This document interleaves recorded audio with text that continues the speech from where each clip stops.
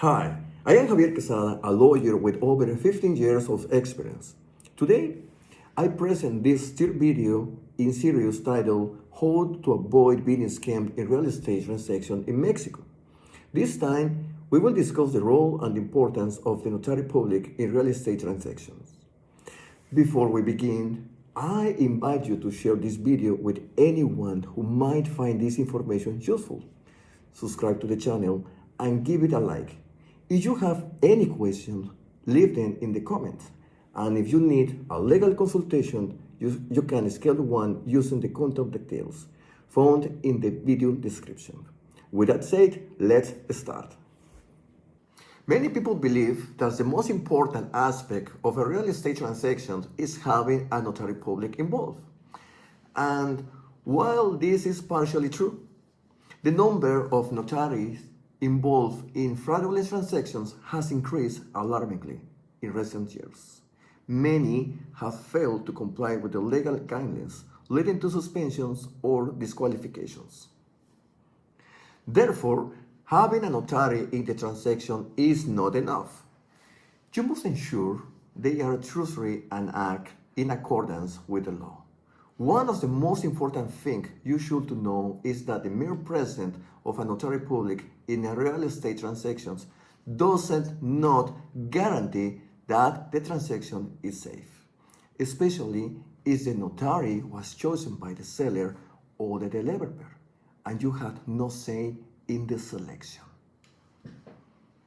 Why is this a problem? Well, because the notary role could be limited to simple confirming the identity of the partner rather than truly reviewing the legality of the transactions.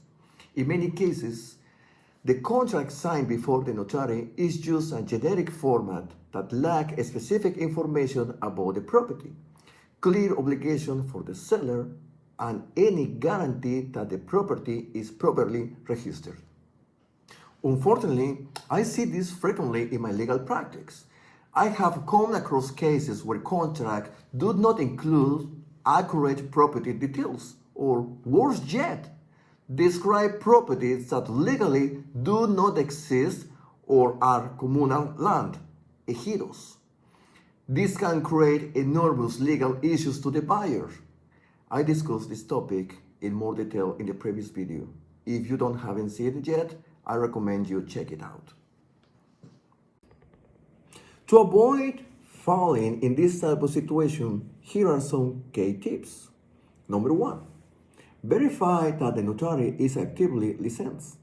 You can check the official notary register in your state or on the corresponding government website. Do not rely solely on what the seller or real estate agent says. Number 2, review the backgrounds of the notary public and all individuals involved in the transactions. It's important not only to verify that the notary is legally authorized, but also to investigate their history and ensure they have no record of suspensions or sanctions. Additionally, check the background of the lawyers, real estate agents, and real estate companies involved in the transactions.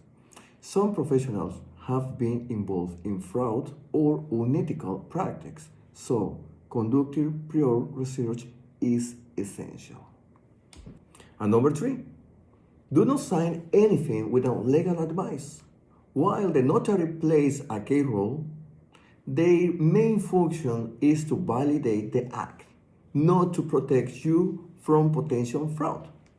If you have any doubts about the contract, purchase conditions, or property documents, seek a second legal opinion. It is crucial to find your own lawyer, someone who truly looks after your interests. Do your own research online, compare options, and choose an independent professional who was not recommended by the real estate agent or the seller. Remember that these parties may have a conflict of interest and might not warn you about hidden risk in the transactions. And number 4, be aware of rush the transaction or pressure to sign. Some people try to speed up the signing process without giving you enough time to review the documentation. A reputable notary will always respect your right to carefully analyze every detail before signing. In the next sections, I will explain which documents the notary should review before finalize the purchase and which mistake can cost you dearly. That's all for this video. In the next one, we will talk about the importance of having your own lawyer and key tips for choosing the right one. Remember, if you have any questions, feel free to leave a comment. And if you need a legal consultation, you can schedule one using the contact details in the video description. Don't forget to subscribe, give it a like, and share this information with those who might need it. See you in the next video.